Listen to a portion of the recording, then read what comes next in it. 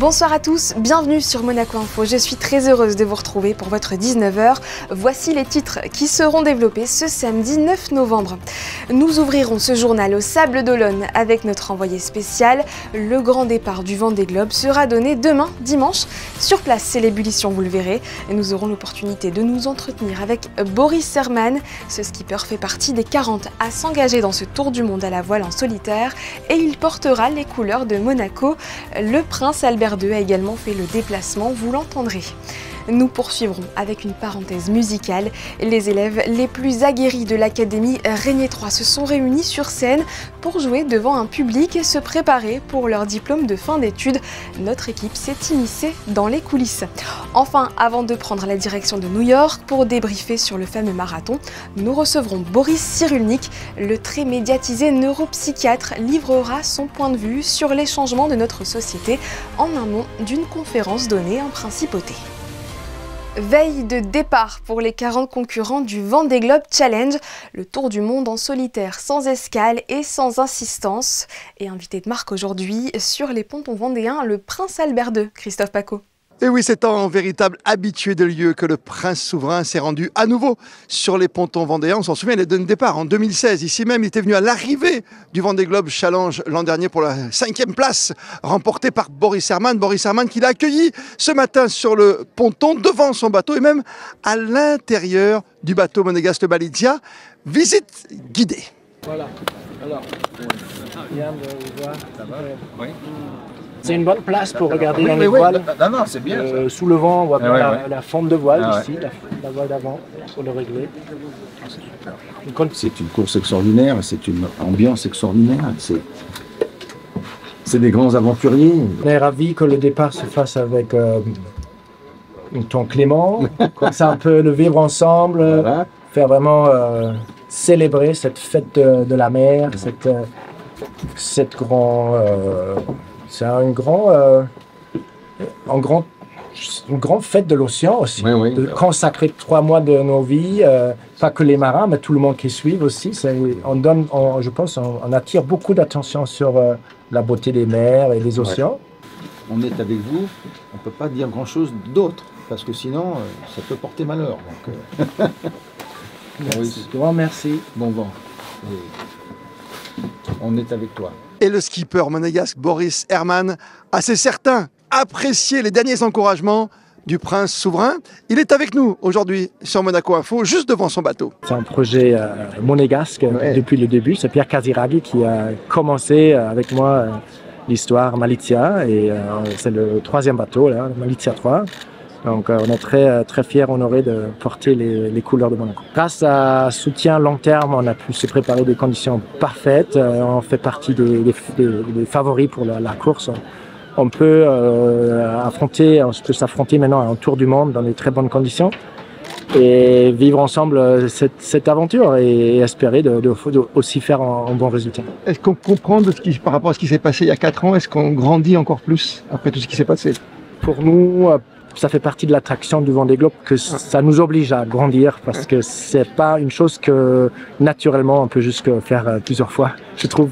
Oui, c'est quand même une sacré challenge personnel, un grand engagement aussi et pour être bien mentalement à bord pendant ce long temps-là, je me suis quand même beaucoup préparé. J'ai essayé de m'affronter à cette challenge, de grandir de la façon nécessaire pour pouvoir bien vivre aussi cette challenge. Et demain matin, aux aurores, Boris Herman pourra compter sur sa garde rapprochée pour longer tout le chenal, pour aller bien sûr en mer, ensuite sur les océans. Et avant le départ, il sera entouré vraiment de ses plus fidèles, de ses plus proches amis, à commencer par Pierre Casiraghi, qui sera le dernier à sauter dans l'eau, lui, membre d'équipage bien sûr du team Malizia. On va l'accompagner, on a une petite équipe, on est 4 pour l'aider pour préparer le bateau et le lancer sur la ligne et qu'il puisse vraiment se concentrer sur son départ et pas avoir trop de choses à faire sur le bateau. Donc on va vraiment l'amener jusqu'aux quelques minutes avant le départ. C'est un grand moment. C'est un très grand moment. Là, c'est un moment clé parce que voilà, c'est 2 ans de travail pour préparer le bateau avec des choix qui ont été vraiment importants. C'est un bateau qui est très différent du reste de la flotte. Donc on a un bateau qui est un petit peu plus lourd mais qui est plus résistant et on trouve qu'il passe mieux la mer. Donc c'est vraiment un bateau qu'on qu'on a imaginé pour les mers du Sud. Et aussi, on a beaucoup travaillé un petit peu le confort pour que Boris puisse se reposer au mieux à l'intérieur du bateau. Donc voilà, c'est un aboutissement de 2 ans de travail. Et on a vu que les 2 dernières transats, Boris a vraiment performé de manière incroyable. C'est le seul qui a été de toute la flotte qui a été régulier. Hein, donc voilà, je pense que c'est, en tout cas pour nous, c'est un vrai favori pour ce Vendée. Après, c'est une course tellement compliquée, tellement longue. Oui. C'est difficile de faire des prédictions. Le bateau va sortir du chenal, vous avez dit, pilote automatique, un peu de barre. Et à un moment, il ne reste plus qu'une seule personne aux côtés de Boris. Voilà. Petit à petit, on va descendre. et à un moment, il n'y aura plus personne sur le bateau. Et une vingtaine de minutes sûrement avant la procédure de départ. Et là, effectivement, c'est le moment qui est sûrement le plus difficile pour les skippers. C'est le moment où ça commence réellement. Et de l'émotion, il y en aura demain au moment du grand départ de ce Vendée Globe Challenge pour des concurrents assez incroyables, des aventuriers des mers qui vont s'attaquer à cet Everest, en tout cas sur les océans. Il faut un bon bateau, il faut qu'il soit solide, il faut qu'il soit performant. De la mécanique, bien sûr, du sportif, de l'humain et du mental. Beaucoup de mental. Éric Blondeau, coach de Yannick Bestaven, le dernier vainqueur du Vendée Globe, nous résume un peu la philosophie avant ce grand départ de ces marins d'exception. C'est une mécanique comportementale, c'est une mécanique très complexe qui est celle de l'individu dans la haute performance. C'est celui qui doit prendre des décisions avec de très forts enjeux. Donc c'est une mécanique. Il n'y a pas de recette là-dessus. Chacun va trouver sa vision, son ambition, sa mission au sein de chaque Vendée Globe. Ils n'ont pas le même âge, pas le même sexe, pas la même socioculture. Donc l'idée c'est de travailler avec chacun des individus. Il n'y a pas de livre qui a été écrit là-dessus. Il n'y a pas de remède, il n'y a pas de recette clé. En fait c'est de l'ostéopathie et tout le travail qu'on fait avec lui c'est manucuré. Demain, le grand départ, 13h02, précise pour les 40 concurrents pour ce 10e Vendée Globe Challenge et pour des sensations fortes, très fortes, autour du globe. Et hier soir, dans les salons de l'événement, le souverain a assisté à la signature d'un accord de partenariat entre la Fondation Prince Albert II et la Vendée Globe Association pour continuer d'œuvrer ensemble à la protection des océans et de la planète, en impliquant notamment les générations futures. J'ai tout de suite pensé que, non seulement que c'était une belle idée, mais que vous pouvez aussi participer à cela de façon constructive et efficace, et j'espère efficace sur les mers, pour qu'il y ait d'abord une meilleure compréhension des enjeux qui touchent l'océan global, et puis que voilà, plus on est d'acteurs autour de ces sujets-là, et plus on peut être efficace. Les marins qui participent à cette épreuve extraordinaire sont des aventuriers, sont des personnages formidables et qui peuvent porter ces messages-là, et qui peuvent être vraiment des ambassadeurs engagés sur tout ce qui concerne les océans, puisqu'ils sont aux premières loges. C'est eux qui voient aussi les effets, les dommages, la perte de biodiversité marine que l'on connaît. Et donc ils peuvent non seulement témoigner, mais ils peuvent aussi porter les messages et être des acteurs engagés. Et nous reviendrons bien sûr demain sur le départ de ce 10e Vendée Globe avec nos équipes sur place. On passe à une autre discipline, le basket, avec cette belle victoire de l'AS Monaco face à l'Anadolu hier soir. À Istanbul, les rouges et blancs ont dominé 81-69. Score final lors de cette 8e journée d'Euroleague. Le club de la Principauté se relance donc après sa défaite à Kaunas et prend la 6e place du classement, juste devant Paris. Musique, cinéma, théâtre, toute l'actualité culturelle de la Principauté est désormais regroupée sur un même site, culture.mc. Pratique lorsque vous cherchez une idée sortie. Cette plateforme a été inaugurée en présence de Son Altesse Royale, la Princesse de Hanovre, jeudi. Je vous propose d'écouter à ce sujet Julien Dejanovic de la Direction des services numériques. Grâce notamment à la direction des affaires culturelles, on a vraiment découvert un univers passionnant, l'univers de la culture, et on s'est mis au service des acteurs culturels. Donc vraiment l'équipe a réalisé ce projet vraiment avec envie. Et on a travaillé après près de 10 personnes en simultané à certains moments sur le projet. On a testé environ une centaine d'écrans auprès de testeurs du monde professionnel mais aussi du grand public pour s'assurer vraiment que ce site trouve son public. On va trouver l'ensemble des thématiques de la culture en principauté détaillées, présentées avec les événements et les actualités. On va trouver un agenda enrichi vraiment où on va pouvoir comprendre quelle est l'offre culturelle en Principauté, mais de manière détaillée. Ce n'est pas juste un agenda qui dit il y a tel événement tel jour. Il faut savoir que c'est une plateforme qui a deux aspects, un aspect grand public et puis un aspect dédié aux professionnels de la culture qui vont venir l'enrichir de manière continue, et c'est ce qui fait qu'il faut y aller régulièrement sur cette plateforme pour voir toutes les mises à jour qu'il peut y avoir sur la culture en Principauté. Des propos recueillis par Fabien Bonilla. Il s'agissait pour eux d'un bon entraînement avant l'examen final. Les élèves de l'Académie Régnier 3 ont donné un concert baptisé Carte Blanche mercredi. Violon, clarinette, harpe, le public en a pris plein les oreilles. Voyez ce reportage de Christinda Petit-Homel et Hugo Comasa. Il s'agissait de la toute première réalisation artistique de l'Académie Régnier 3 pour l'année 2024-2025. Les élèves qui présenteront en fin d'année leur diplôme d'études musicales se sont donc produits au même titre que leurs aînés sur la mythique scène de l'Auditorium Régnier 3, une scène habituellement dédiée aux concerts de l'Orchestre Philharmonique de Monte-Carlo et qui avait été mis gracieusement le temps d'une soirée à la disposition des élèves et de leurs professeurs par la Direction des Affaires culturelles. Au programme de ce concert, ensemble de violoncelle, formation de musique de chambre, concerto de harpe, piano, saxophone, mandoline, guitare, violon, clarinette, flûte et même hautbois, et collectif de l'Orchestre des Jeunes. Un concert donc riche et varié, un avant-goût du programme de l'Académie Régnier 3 qui s'annonce tout aussi éclectique, surtout dans les semaines à venir. L'Académie participe tout au long de l'année à l'activité culturelle de la Principauté de Monaco. Alors d'ici la fin de l'année, nous aurons le plaisir de voir notre département de jazz et musique actuelle en ouverture du Monte Carlo Jazz Festival sur la scène de l'Opéra Garnier. Donc ça, c'est vraiment un grand honneur pour nos élèves et c'est un bonheur également pour les familles qui vont venir les voir. Et ensuite, pour terminer l'année 2025 de manière un petit peu plus festive, l'Académie organisera son traditionnel concert de Noël en fin d'année. C'est également un événement gratuit ouvert à tout public et bien entendu, nous vous attendons toutes et tous très nombreux à cet événement. Retenez donc la date, un événement qui se déroulera le 19 décembre à 18 h à l'espace Léo Ferré. Un concert de Noël chaleureux et magique avec au programme des classiques de Noël à travers les époques et des chants d'enfants des classes de chorale. Une belle façon donc de clôturer l'année 2024. Ils sont eux aussi montés sur scène, mais pour toute autre chose. 3 lauréats ont été récompensés par la Fondation Prince Albert II pour leur implication dans la préservation de la planète. La cérémonie annuelle de remise des prix pour la santé planétaire avait lieu jeudi à la salle Garnier.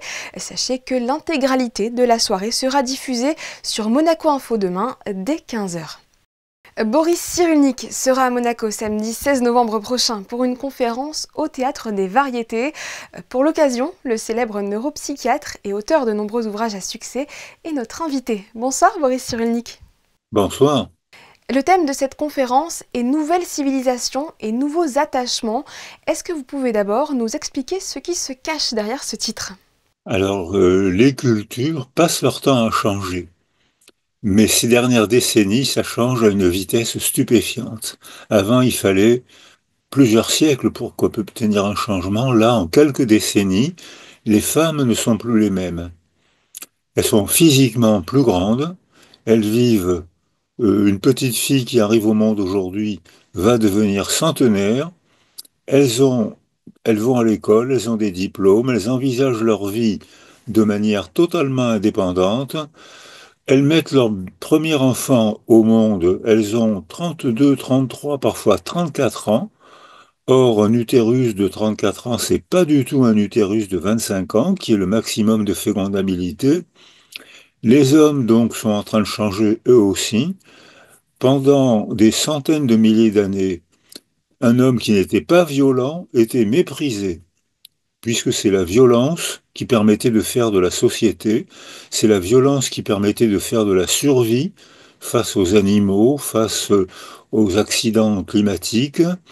Aujourd'hui, quand un homme est violent, on appelle le SAMU, les pompiers, le GIGN, le RAID, parce que la violence, qui était une fonction adaptative qui a permis la survie humaine, aujourd'hui est une dégradation des relations sociales et est totalement désadaptative. Donc comment voulez-vous que les enfants soient les mêmes si les mères sont plus les mêmes, si les pères sont plus les mêmes, si les valeurs sociales ne sont plus les mêmes? Tout est à repenser. Donc on constate ces changements et quelles en sont les conséquences? Ah ben une conséquence, c'est la société n'est plus la même. Quand un enfant arrivait au monde, il vivait dans un monde violent, donc la violence était une valeur adaptative. Aujourd'hui, la valeur adaptative, c'est l'école. Donc c'est un progrès immense. Les filles ont une avance à 12 ans, elles ont une avance neuropsychologique de 2 ans. Donc sur le plan scolaire, c'est un avantage faramineux. Sur le plan individuel, c'est pas un avantage parce qu'elles prennent conscience de problèmes qu'elles ne sont pas encore capables de résoudre à 12 ans. Donc elles sont 2 à 3 fois plus anxieuses que les garçons. Elles sont bien meilleures élèves et bien pires dans l'anxiété. Donc c'est un poison intime, c'est une amélioration sociale et un poison intime. Est-ce que c'est pour cela que vous dites que cette révolution sera à la fois passionnante et angoissante? Mais oui, mais oui, c'est exactement pour ça, c'est que on ne peut pas supprimer l'école, puisque ça fait partie des immenses progrès de la condition humaine, mais il n'y a pas longtemps que l'école est obligatoire. Donc ça fait partie des progrès, mais un des résultats sur la société, c'est que on est en train de faire une nouvelle classe, une nouvelle aristocratie, qui est l'aristocratie du diplôme. 15% d'une population d'âge, des jeunes aujourd'hui, sont éblouissants. Ils sont grands, ils sont beaux, ils sont sympas, ils sont intelligents, ils parlent anglais sans accent, ils ont de quoi être détestés. À l'opposé, 15% des jeunes d'une classe d'âge aujourd'hui sortent de l'école n'ayant rien appris, analphabètes. Ils ont appris seulement à supporter l'ennui et à s'auto-agresser. Entre les deux, 70%, ben, ils font ce qu'ils peuvent, ils se répartissent comme ils peuvent, parfois bien, parfois pas bien. Mais le résultat, c'est qu'on voit apparaître sur la planète entière où se développe l'école, on voit apparaître une haine des élites. Ces 15% de gosses éblouissants sont haïs. Donc ça fait un nouveau problème psychosocial qui est la conséquence d'un progrès incontestable, l'école, qui permet de faire de la société, mais qui ne convient que à 15% d'une classe d'âge. Et quelle solution pourrait être envisagée? Car dans ce que vous décrivez, on semble être face à un mur. Eh bien oui, mais les murs sont faits pour être franchis. Donc ce mur-là, on va le franchir, on commence déjà à le franchir, on voit la dévalorisation des examens scolaires. Le bac est complètement dévalorisé. Je fais partie d'une classe d'âge où 3% des enfants allaient jusqu'au bac. Actuellement, je crois que ça dépasse les 90-95%, donc ça ne veut plus rien dire. Donc l'orientation, elle est faite beaucoup plus tard. Elle est faite après le DUG. Seulement au DUG, on a des jeunes gens de 20 ans. Et l'orientation se fait par la sélection, c'est-à-dire par l'humiliation. Avant, quand un gosse n'allait pas à l'école, il pouvait penser j'aurais été bon si j'avais été à l'école, mais mes parents étaient paysans, ouvriers, il n'y avait pas de place à l'école, j'aurais été bon, mais voilà, j'ai pas été à l'école. Aujourd'hui, un gosse qui est pas bon à l'école pense je suis mauvais. Donc, c'est une source d'hostilité contre la société qui explique d'ailleurs beaucoup de manifestations où on voit des jeunes garçons plus que les filles qui mettent le feu à leur propre école. C'est le lieu de l'humiliation. Les gilets jaunes, où est-ce qu'ils ont cassé et où est-ce qu'ils ont mis le feu? Aux Champs-Élysées, sur les magasins de luxe. La réussite d'une minorité d'entre nous était une humiliation pour eux. Donc on voit que ce progrès incontestable pour l'intelligence, pour la lecture, se traduit pour la majorité des enfants par une humiliation et par une haine des élites. Merci beaucoup Boris Cyrulnik d'avoir été avec nous. Quant à vous, soyez au rendez-vous le samedi 16 novembre à 14h30 au Théâtre des Variétés. Vous pouvez déjà réserver vos places sur le site my.wizevent.com. Il est maintenant l'heure de la chronique américaine et après des semaines dédiées aux élections, notre envoyé spécial à New York nous propose un thème plus léger. Alexandra, bonsoir. A priori, nous allons prendre l'air. Bonsoir à vous. Oui, et en petite foulée, dimanche dernier se tenait le célèbre marathon de New York.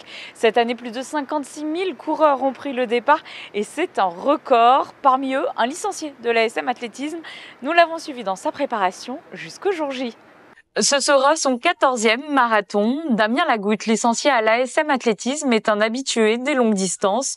Sur la piste du Stade Louis II ce jour-là, il réalise les derniers tours et les derniers ajustements avant son départ. Direction New York City et son célèbre marathon. On le retrouve à Central Park à seulement 4 jours du grand départ. Même pour les habitués, un marathon, ça se prépare. Et les derniers jours sont essentiels. Il faut décrasser les muscles après ces longues heures de vol, mais ne pas trop en faire avant le jour J. Le secret, doser l'entraînement. Aujourd'hui, c'est mon dernier entraînement avec un petit peu d'intensité, donc ça va être 1 heure en tout, ça va faire 12 km. Et je vais juste faire des accélérations sur 30 secondes 10 fois avec 1 minute de récup, juste pour remettre le corps en condition avec un petit peu d'accélération, mais pour être prêt pour dimanche. Dimanche, mon objectif ça va être de faire 2h35, à savoir que mon record c'est 2h28 que j'ai fait l'année dernière à Valence. Première fois à New York, c'est aussi l'occasion de profiter de la ville en famille. Pas là sur la pierre, il y en a deux et il y en a un au-dessus d'un verre. Ah ouais là-haut. Puis passage obligatoire au Javits Center, l'imposant centre de congrès qui accueille les 56 000 participants de cette année. C'est ici que tout le monde récupère son dossard.